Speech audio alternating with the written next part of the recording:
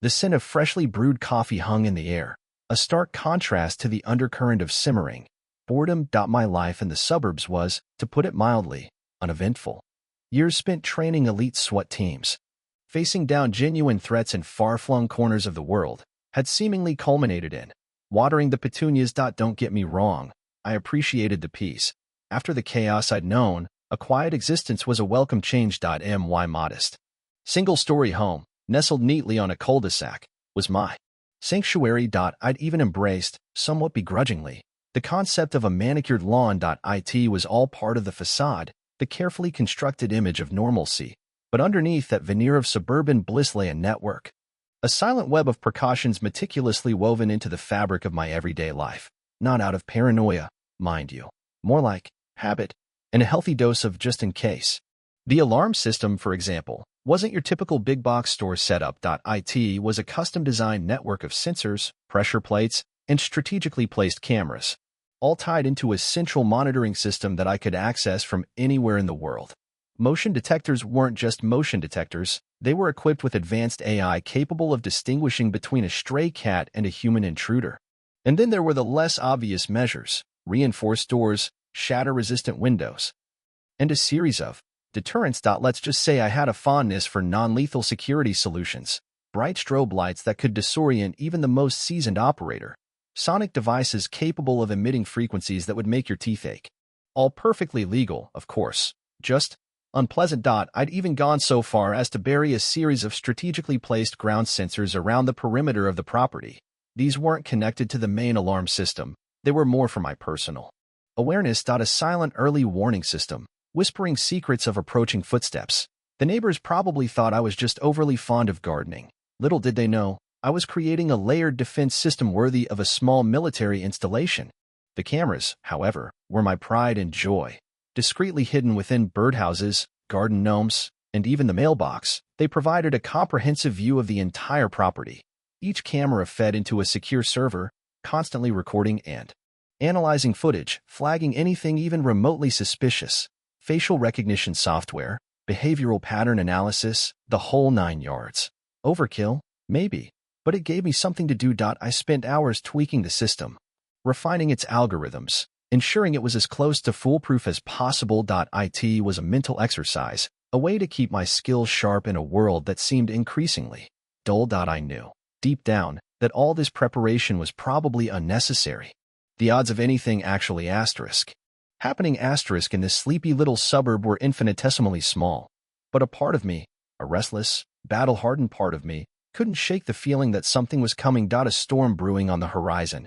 And I, of course, would be ready. As I sipped my coffee, watching the sunrise paint the sky in hues of orange and pink, a notification popped up on my phone.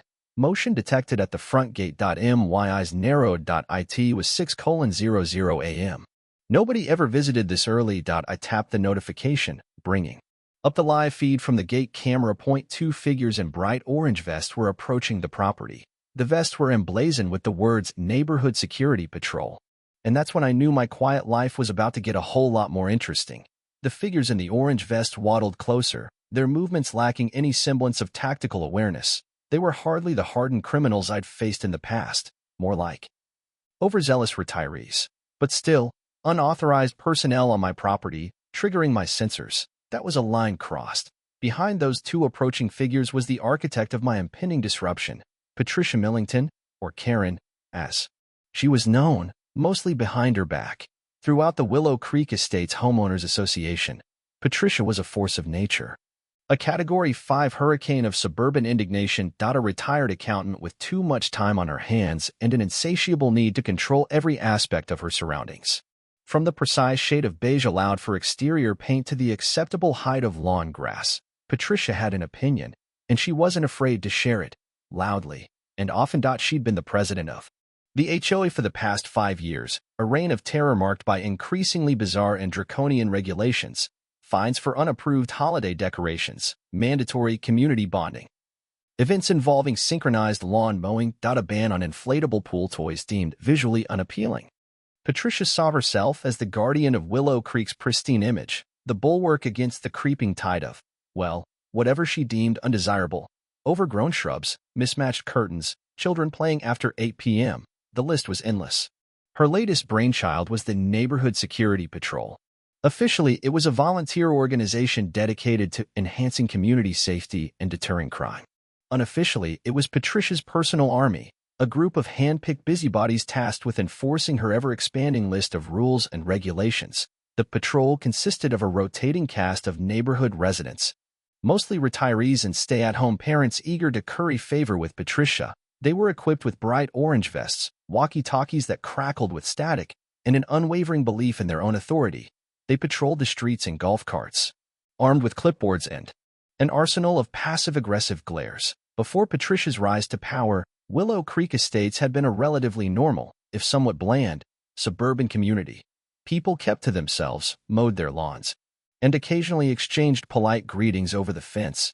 But under Patricia's iron fist, the atmosphere had become increasingly tense, a constant low-level hum of anxiety. I'd tried to stay out of her way, to maintain a neutral stance in the ongoing HOA wars. I attended the meetings, listened politely to her pronouncements, and paid my dues on time, but I refused to be drawn into the petty squabbles and power struggles that consumed so much of the community's energy. However, Patricia, it seemed, had taken my neutrality as a sign of weakness. Or perhaps she simply couldn't tolerate the fact that I wasn't actively participating in her vision of suburban perfection. Whatever the reason, I had a feeling that her attention was about to be focused squarely on me. And judging by the determined glint in the eye of the security patrol members as they approached my gate, I was about to be subjected to the full force of her, well, Karen-ness. I suppressed a sigh.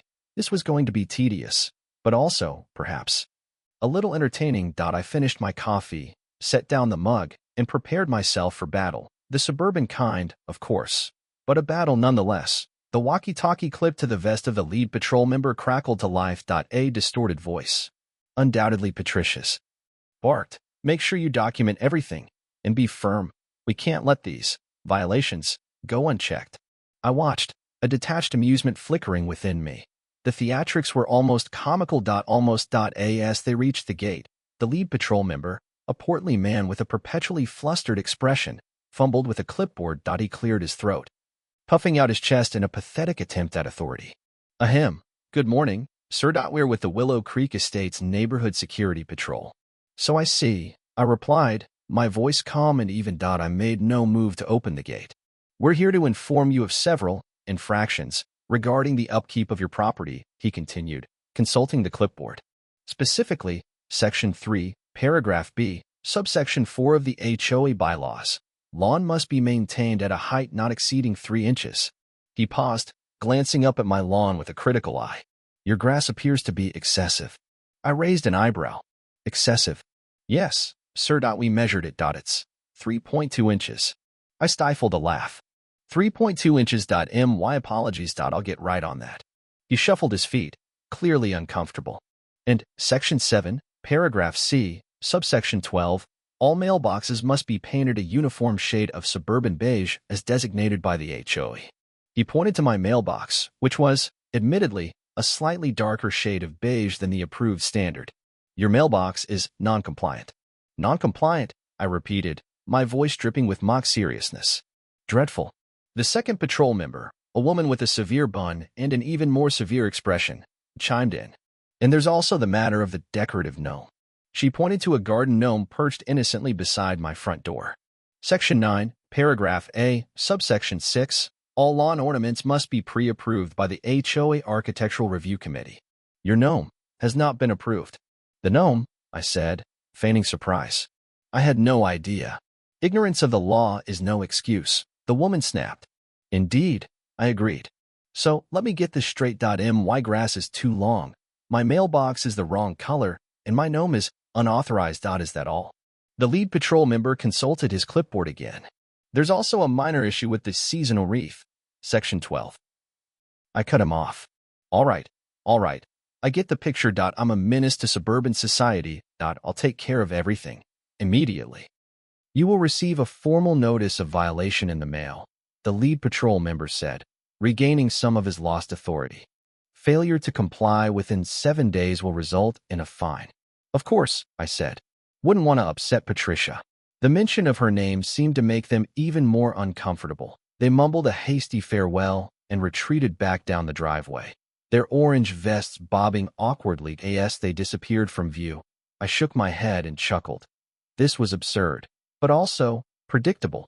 Patricia was clearly trying to assert her dominance, to remind me who was in charge, and she was using the most petty, ridiculous means imaginable that I could have easily fixed the violations.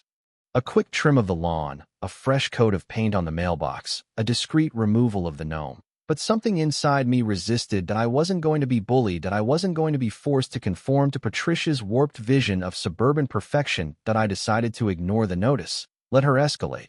Let her send more patrols. Let her do whatever she wanted, that I was ready. In fact, I was almost looking forward to it. The game, it seemed, was afoot. The formal notice of violation arrived the next day, printed on thick, expensive paper and delivered by hand by none other than Patricia Millington herself. She didn't bother to ring the doorbell.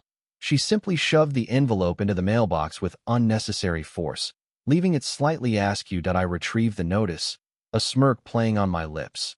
Patricia was clearly taking this very seriously. The notice reiterated the previous infractions: the lawn, the mailbox, the gnome, and added a new one: unauthorized placement of a bird feeder exceeding the maximum allowable dimensions as outlined in Section 6, Paragraph D, Subsection 8. A bird feeder, really? The notice concluded with a stern warning.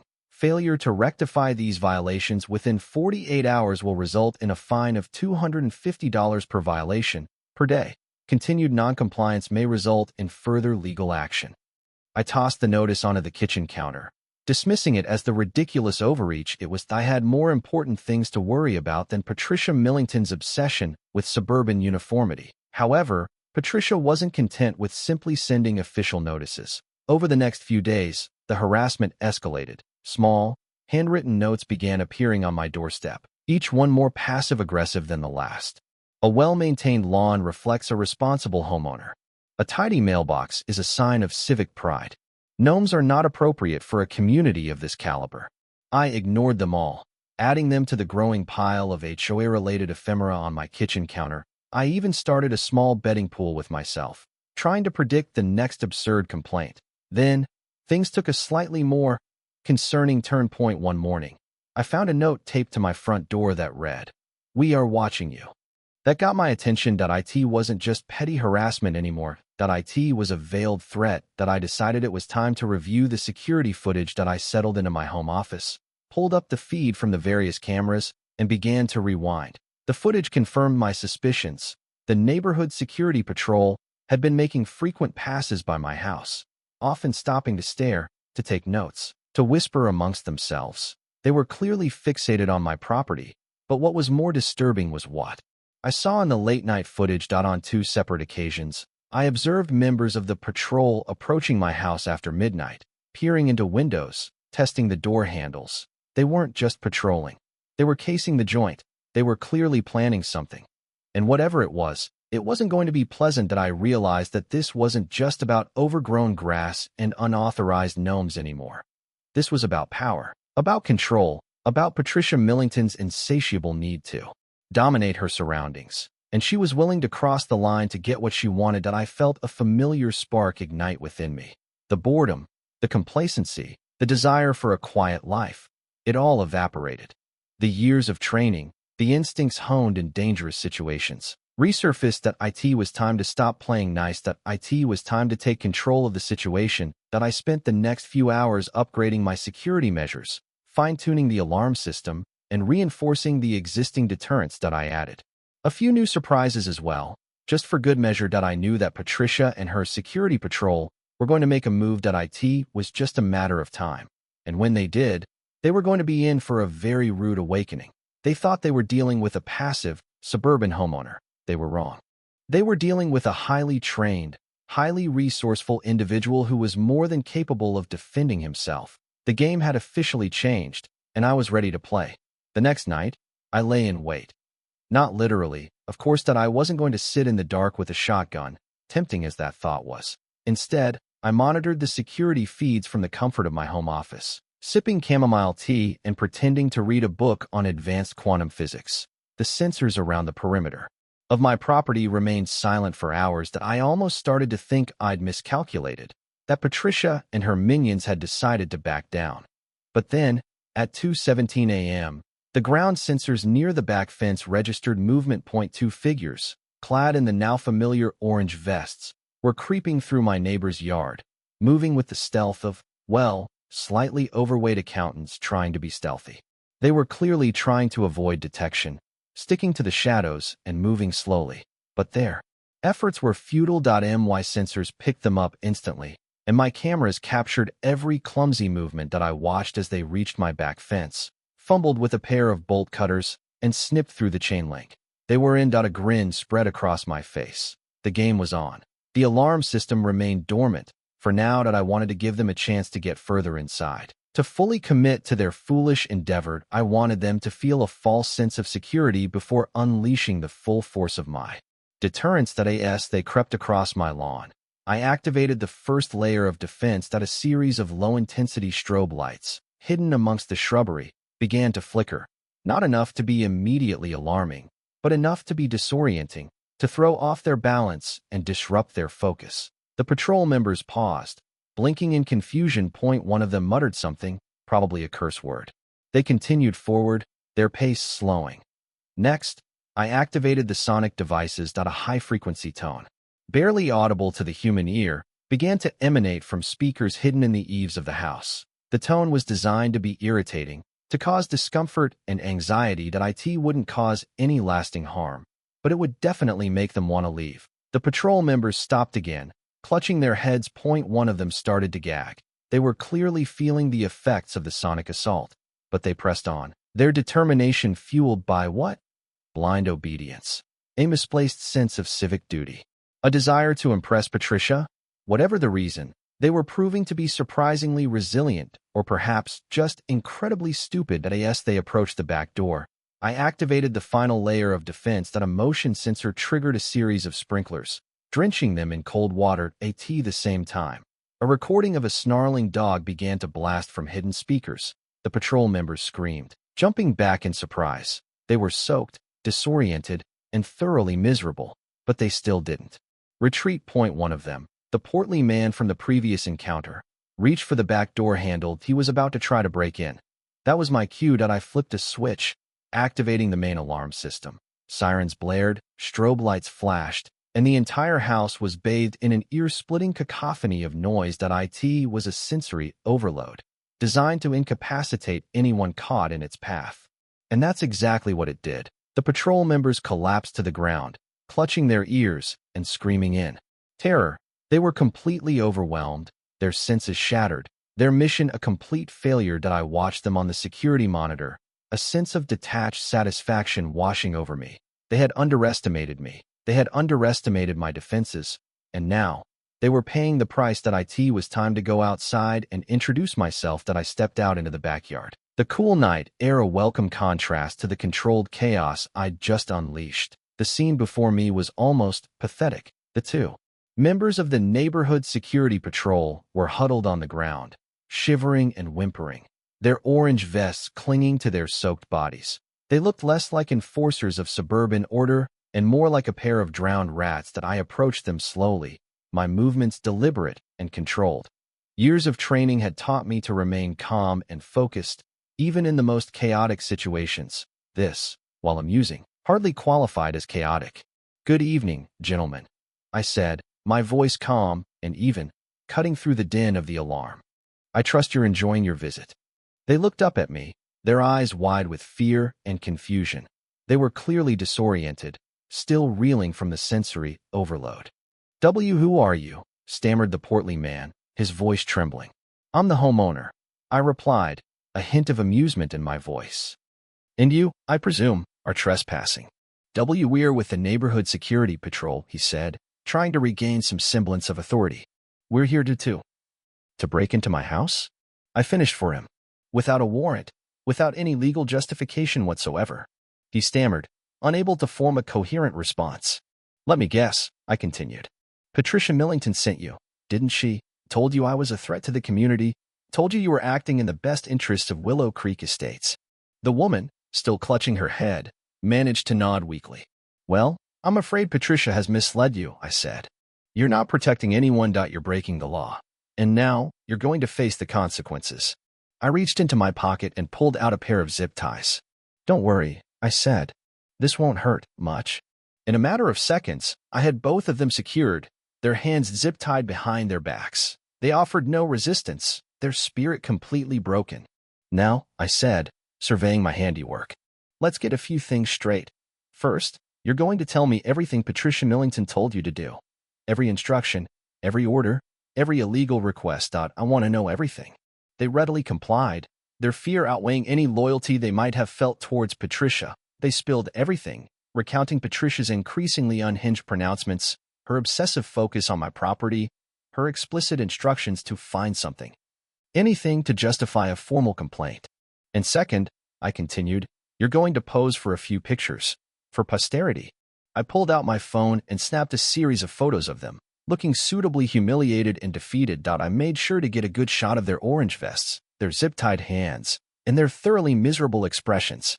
These will be very useful, I said, a mischievous glint in my eye. Very useful indeed.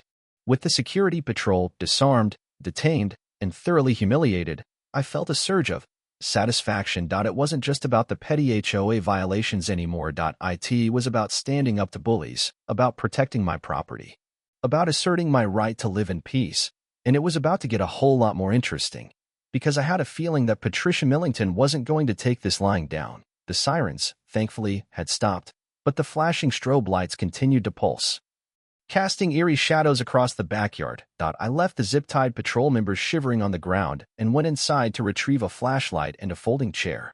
When I returned, I set up the chair a few feet away from them and shone the flashlight directly into their faces. The interrogation was about to begin, the suburban kind, of course, but an interrogation nonetheless. All right, I said, my voice calm but firm. Let's talk about Patricia Millington. I spent the next hour meticulously documenting their account of Patricia's actions, recording every detail, every instruction, every instance of abuse of power. They were surprisingly forthcoming, eager to shift the blame and avoid any personal responsibility. According to them, Patricia had become increasingly obsessed with me, convinced that I was somehow undermining her authority and threatening the stability of Willow Creek Estates. She had ordered the security patrol to monitor my property, to find any excuse to issue violations, and to generally make my life as difficult as possible. She had even suggested, in a roundabout way, that they might want to investigate my property more thoroughly to see if I was engaging in any illegal activities. The patrol members, eager to please Patricia, had taken this as a green light to break into my house. I listened patiently, taking copious notes. The more they talked, the clearer it became that Patricia was completely out of control. She had abused her power, violated the law, and put these hapless individuals in a very dangerous situation. When they had finally exhausted their story, I turned off the flashlight and sat back in my chair. The silence was broken only by the sound of their teeth chattering. Thank you for your cooperation, I said. I appreciate your honesty. What are you going to do with us? The portly man stammered. That depends, I replied. Are you willing to testify against Patricia Millington? Are you willing to tell the police everything you've told me? They both nodded eagerly. Good, I said. Then you might just get out of this relatively unscathed. I stood up and stretched, feeling a sense of grim satisfaction. The first phase of my plan was complete. I had gathered the evidence I needed to expose Patricia's wrongdoing. Now, it was time to move on to the next phase. As I was contemplating my next move, I heard the unmistakable sound of a car speeding down the street. It screeched to a halt in front of my house, the tires squealing in protest. A moment later, Patricia Millington burst into my backyard, her face contorted with rage. What the hell is going on here? She shrieked, her voice shrill and piercing. What have you done to my security patrol? She glared at me, her eyes blazing with fury. You think you can get away with this? You think you can defy me? You're wrong. I am the president of the HOA. I have the power, and I'm going to make you pay. I smiled a slow, predatory smile. Hello, Patricia, I said, my voice calm and even. Welcome to my home. I've been expecting you. The game, it seemed, was far from over. In fact, it was just getting started. Patricia advanced towards me, her face a mask of fury. Release them. Release my officers immediately. They were acting under my authority. They're above the law. I chuckled softly. Above the law? Patricia, You do realize they broke into my house, right? That's a felony.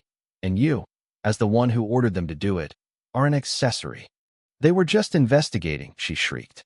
They had reason to believe you were engaging in illegal activities. Oh, really? I said, raising an eyebrow. And what illegal activities would those be? Growing unauthorized petunias, displaying a non-compliant gnome. You're mocking me, she screamed. You think this is funny? I'll show you funny. I'll have you evicted. I'll have your house condemned. I'll make sure you never live in this community again. I sighed. This was getting tiresome. Patricia, you're digging yourself a deeper and deeper hole. Just stop. Admit you made a mistake, apologize, and walk away. That's the only way you're going to salvage what little reputation you have left. Never, she roared. I will not apologize. I did nothing wrong. I was acting in the best interests of the community. You're the one who's wrong. You're the one who's threatening our way of life. She turned to the zip-tied patrol members. Are you all right? Did he hurt you? Tell me everything he did. I'll sue him. I'll sue him for everything he's worth. The portly man, still shivering, looked at Patricia with a mixture of fear and resentment. She told us to do it, Patricia, he said, his voice barely above a whisper. She told us to break in. She said you were hiding something. Patricia's face paled. Shut up, she screamed. Don't listen to him. He's lying. He's trying to turn you against me. No, she's not, I said, stepping forward. They're telling the truth, and I have proof. I pulled out my phone and showed Patricia the photos I had taken of the zip-tied patrol members. These might be of interest to the police, I said, a hint of steel in my voice. As might the audio recording I made of your instructions. Patricia's eyes widened in horror. You recorded me, she gasped. Of course, I said. I always record my conversations with potential criminals. That it's a good habit to get into. I paused, letting the weight of my words sink in. Patricia, you're in serious trouble. That you've committed multiple felonies, that you've abused your power, that you've harassed and threatened me. And now, you've admitted to it all on tape. I took a step closer to her, my voice dropping to a low, menacing whisper. This isn't about overgrown grass and unauthorized gnomes anymore, Patricia. This is about the law, and you're about to learn a very painful lesson about the consequences of your actions. I reached for my phone, my finger hovering over the dial button. I think it's time to call the police, I said. Patricia stared at me, her face a mixture of fear and defiance. For a moment, I thought she might actually back down, might actually apologize, but then a familiar glint returned to her eyes. You haven't won yet, she hissed. This isn't over. They'll find a way to get you. Just you wait and see. And with that, she turned and stormed back towards her car, leaving the zip-tied patrol members shivering in my backyard. That I watched her go, a sense of grim satisfaction washing over me. Patricia Millington had finally crossed the line, and now she was about to face the music. With Patricia gone, I turned my attention back to the two shivering figures on the ground. They were still zip-tied, still soaked, and still thoroughly miserable. But their situation was about to improve, slightly. All right, gentlemen, I said, my voice softening slightly. I'm going to release you now, but I want your word that you'll stay here until the police arrive. And I want your promise that you'll tell them everything you've told me. They readily agreed, their eagerness to cooperate almost comical. That I cut the zip ties, and they both stood up slowly, stretching their stiff limbs. Go wait by the front gate, I instructed. The police should be here soon. They shuffled off, their orange vests drooping sadly. I watched them go, a sense of ambivalence washing over me. They were, after all, just pawns in Patricia's game. They had made a mistake, a serious mistake, but they didn't deserve to have their lives ruined. I went back inside and gathered all the evidence I had collected.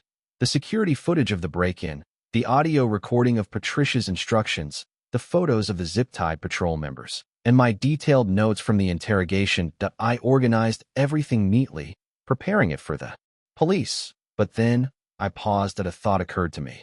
Was calling the police really the best course of action? Sure, it would be the easiest, the most straightforward way to resolve the situation. But it would also be anticlimactic. Patricia deserved to be punished. She had abused her power, harassed me, in order to break in. She deserved to face the full weight of the law. But I couldn't shake the feeling that simply handing her over to the authorities wouldn't be enough, that it wouldn't teach her a Lesson that IT wouldn't truly humiliate her, that I wanted to make her suffer, that I wanted to make her realize the consequences of her actions, that I wanted to make her understand that she couldn't just bully and intimidate people without facing any repercussions. And I knew just how to do it, that I decided to postpone calling the police. Just for a little while, that I had a different plan in mind. A plan that would be far more satisfying. That I went back outside and approached the two patrol members who were huddled together near the front gate, looking thoroughly dejected. "Gentlemen," I said, my voice taking on a new tone, "I've decided to give you a choice. You can either wait here for the police to arrive, or you can help me teach Patricia Millington a lesson. Which will it be?" They looked at each other, their eyes wide with surprise. "What do you mean?" the portly man asked. "I mean," I said, "that I'm willing to give you a chance to redeem yourselves, to make amends for your mistake, to show Patricia Millington that you're not just her puppets." "How?" the woman asked. "By helping me put her through a little training exercise," I replied, a mischievous glint in my eye. "A training exercise that will test her teamwork, her discipline, and her ability to follow instructions. That a training exercise that will be both challenging and humiliating." They looked at each other again, their expressions a mixture of fear and excitement. "What do you say?" I asked. "Are you in?" They hesitated for a moment, weighing their options, but then they both nodded eagerly. "We're in," the portly man said. "We'll do whatever you want." I smiled. "Excellent," I said. "Then let's get started, that we have a lot of work to do." The game, it seemed, was about to enter a whole new level, and Patricia Millington had no idea what was coming. The sun was beginning to rise, casting a golden glow over Willow Creek Estates. Most residents were still asleep, blissfully unaware of the drama that had unfolded during the night.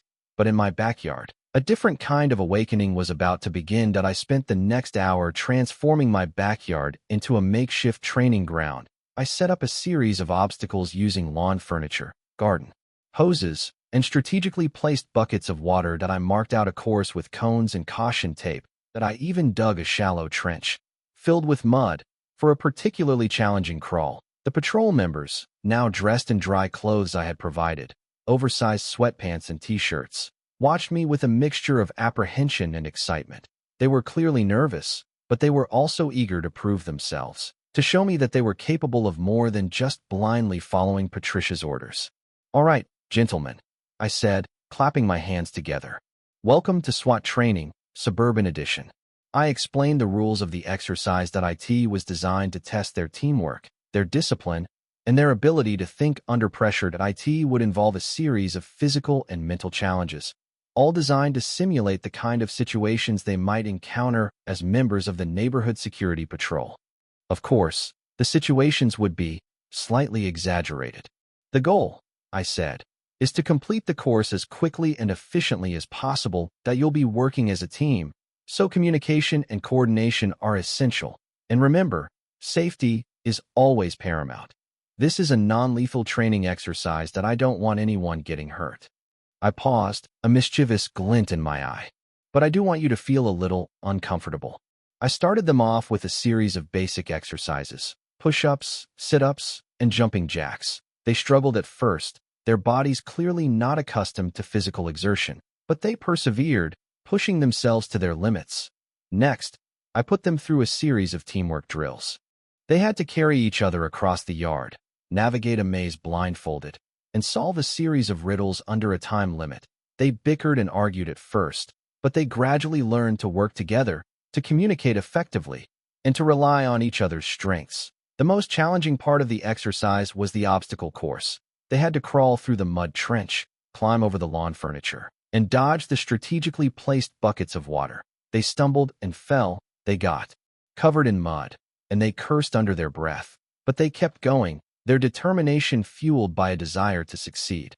Throughout the entire exercise, I filmed everything. That I wanted to capture their struggles, their triumphs, and their moments of humiliation. That I wanted to create a record of their transformation, from bumbling busybodies to slightly more competent community members. As they neared the end of the course, I added one final challenge. That I placed a life-size cardboard cutout of Patricia Millington at the finish line.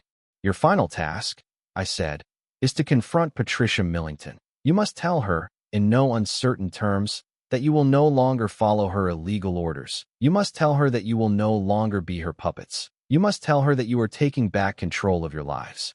They looked at the cutout, their faces filled with a mixture of fear and determination. They took a deep breath and charged forward, shouting their defiance at the cardboard. Patricia.it was a ridiculous scene, a farcical parody of SWAT training. But it was also strangely empowering. The patrol members had faced their fears, they had challenged their authority, and they had emerged victorious. They were still covered in mud, still exhausted, and still slightly humiliated, but they were also proud. They had proven to themselves that they were capable of more than they thought possible.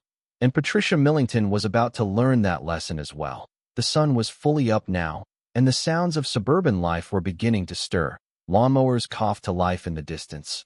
Birds chirped merrily, and the aroma of freshly brewed coffee wafted from neighboring houses. It was time to bring this bizarre chapter to a close. I sent the patrol members inside to clean up and change back into their own clothes. While they were doing that, I finally dialed 911. "I'd like to report a break-in," I said, my voice calm and professional. "And I have 2 suspects in custody." I gave the dispatcher my address and a brief summary of the situation, omitting the details about the SWAT training and the cardboard cutout that I didn't want to overcomplicate things. Within minutes, police sirens were wailing in the distance, growing louder as they approached my house.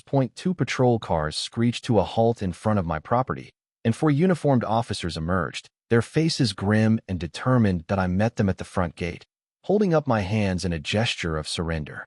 "Good morning, officers," I said. "I'm the homeowner that I called about the break-in."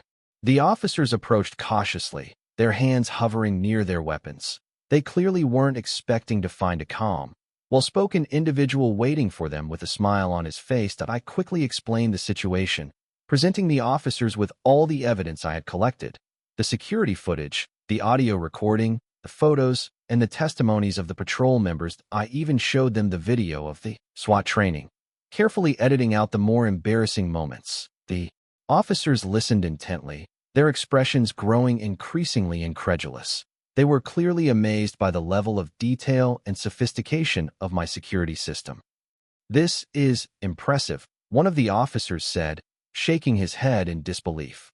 "I've never seen anything like it. That you've got enough security here to protect Fort Knox."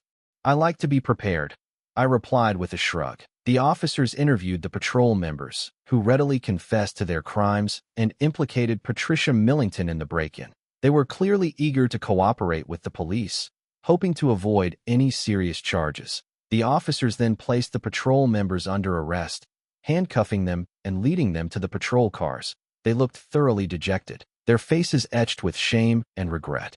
"What about Patricia Millington?" I asked. "Are you going to arrest her as well?" "We'll need to investigate further," one of the officers replied. "But based on the evidence you've provided, it looks like she's in serious trouble." As the officers were preparing to leave, Patricia Millington emerged from her house, her face contorted with rage. "What's going on here?" she shrieked, her voice shrill and piercing. "Why are you arresting my officers? They did nothing wrong." The officers approached her calmly and informed her that she was under arrest for conspiracy to commit burglary, among other charges. Patricia exploded, screaming and ranting, accusing me of framing her and vowing revenge. The officers had to physically restrain her and escort her to a patrol CRTS. They drove away. Patricia glared at me with pure hatred in her eyes. "This isn't over," she screamed. "I'll get you for this. Just you wait and see." I watched them go, a sense of finality washing over me. The nightmare was finally over. Patricia Millington was in custody, and the neighborhood security patrol was disbanded. Willow Creek Estates could finally return to its normal, if somewhat bland, suburban existence. The officers shook my hand and thanked me for my cooperation. They were clearly impressed by my calm demeanor and my ability to handle the situation with such skill and professionalism. "You know," one of the officers said, "you've got a real talent for this kind of thing. You should consider joining the police force." I smiled. "Thanks," I said, "but I think I'll stick to watering my petunias." For now, at least, the quiet of Willow Creek Estates was shattered, not just by the sirens, but by what followed. The story, fueled by Patricia's outrageous claims and the sheer absurdity of the events, went viral. HOA Karen arrested after ordering break-in screamed the headlines that my name, initially withheld, was soon leaked, along with details of my past as a SWAT trainer. Suddenly, I was the reluctant hero of suburban resistance. News crews camped outside my house, clamoring for interviews. Social media exploded with memes and jokes about Patricia Millington and her security patrol. The video of this SWAT training, carefully edited to highlight the patrol members' initial incompetence and eventual triumph, became an internet sensation. Patricia, of course, was the target of much ridicule. Her reputation was utterly destroyed. Her neighbors, once fearful of her power, now openly mocked her. Her reign of terror over Willow Creek Estates was definitively over. But the fallout extended beyond Patricia's personal humiliation. The Willow Creek Estates Homeowners Association was thrown into chaos. Lawsuits were filed left and right. The patrol members, facing criminal charges and the scorn of their neighbors, sued the HOA for negligence and emotional distress. That I filed my own lawsuit against Patricia and the HOA, seeking damages for harassment, trespassing, and emotional distress. The HOA board was forced to resign en masse, replaced by a new group of residents determined to restore order and sanity to the community. They immediately rescinded all of Patricia's most draconian regulations, abolished the neighborhood security patrol, and issued a public apology for the HOA's past actions. The media frenzy was intense. News outlets from around the world descended on Willow Creek Estates, eager to cover the story of the HOA Karen and the SWAT trainer who stood up to her. I reluctantly agreed to a few interviews, emphasizing the importance of standing up to bullies and protecting your rights. I also used the opportunity to highlight the dangers of unchecked power within homeowners associations, calling for greater transparency and accountability. I became an advocate for HOA reform, speaking at conferences and writing op-eds about the need to protect homeowners from abusive HOA practices. The legal battles dragged on for months. Patricia, facing multiple criminal charges and a mountain of civil lawsuits, refused to admit any wrongdoing. She continued to insist that she was acting in the best interests of the community and that I was a dangerous threat to their way of life. Eventually, she was forced to plead guilty to several misdemeanor charges to avoid a lengthy and costly trial. She was sentenced to community service, fined heavily, and banned from serving on the HOA board for life. The civil lawsuits were settled out of court. I received a significant settlement from the HOA, which I promptly donated to a charity that provides legal assistance to homeowners facing HOA disputes. The patrol members also received settlements, which they used to pay their legal fees and rebuild their lives. Willow Creek Estates slowly began to heal. The community held a series of unity events designed to bridge the divisions that Patricia had created. Neighbors started talking to each other again. Fences were mended, and the atmosphere of fear and paranoia gradually dissipated. The HOA, under new leadership, implemented a series of reforms to prevent future abuses of power. They created a more transparent and accountable decision-making process, established a homeowner's Bill of Rights, and implemented a conflict resolution process to address disputes before they escalated into legal battles. Life in Willow Creek Estates was never quite the same. The community had been scarred by the Patricia Millington saga, but it had also emerged stronger and more resilient. The residents had learned a valuable lesson about the dangers of unchecked power and the importance of standing up for their rights. And I, the reluctant hero of suburban resistance, had finally found a sense of purpose in my quiet life. That I had used my skills and experience to protect my property, to expose wrongdoing, and to help a community heal. That IT wasn't the kind of mission I had envisioned when I retired from the SWAT team, but it was a mission nonetheless, and it was a mission that I was proud to have accomplished. The media circus eventually moved on, drawn to the next scandal, the next outrageous story. Willow Creek Estates slowly faded from the headlines, returning to its quiet, suburban existence. The HOA, under its new leadership, thrived. The community became a model for responsible HOA governance, a shining example of how to balance individual rights with community needs. The reforms they implemented were widely praised and adopted by other HOAs across the country. As for me, I returned to my slightly less quiet life. The constant attention was exhausting, and I was relieved to finally have some peace and privacy. That I continued to advocate for HOA reform, speaking at conferences and writing op-eds whenever I had the opportunity.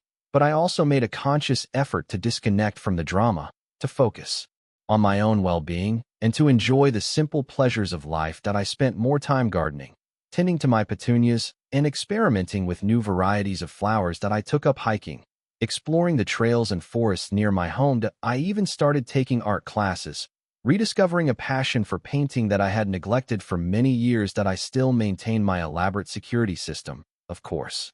Old habits die hard, but I no longer felt the same sense of anxiety, the same need to be constantly vigilant. I knew that I could handle anything that came my way. But I also trusted that the people of Willow Creek Estates had learned their lesson. Patricia Millington, I heard, had moved away. She had sold her house and relocated to a retirement community in Florida, where she was reportedly causing all sorts of trouble. Some things, it seemed, never changed. I occasionally ran into the former members of the neighborhood security patrol. They were both working ordinary jobs, trying to rebuild their lives and regain the trust of their neighbors. They always greeted me with a mixture of gratitude and embarrassment, thanking me for giving them a second chance. That I knew that they would never forget their experience, that they would always carry the scars of their humiliation. But I also knew that they had learned a valuable lesson, a lesson about the dangers of blindly following authority and the importance of thinking for themselves. As the years passed, the Patricia Millington saga faded into memory, becoming a local legend, a cautionary tale told around neighborhood barbecues. But the lessons learned from that experience remained, shaping the character of Willow Creek Estates and reminding everyone of the importance of respecting boundaries and protecting individual rights. That I sat on my porch, watching the sunset paint the sky in hues of orange and pink. The air was still and quiet, broken only by the chirping of crickets and the distant hum of traffic. That I felt a sense of peace, a sense of contentment. I had faced a challenge, I had overcome adversity, and I had made a positive difference in the world. It wasn't the kind of legacy I had ever imagined, but it was a legacy nonetheless. And as I sipped my chamomile tea, I couldn't help but smile. That I had taught everyone a valuable lesson, and in the process, I had rediscovered a part of myself that I thought I had lost. The quiet life, it seemed, could be surprisingly rewarding, especially when it was punctuated by moments of unexpected excitement and a healthy dose of suburban justice.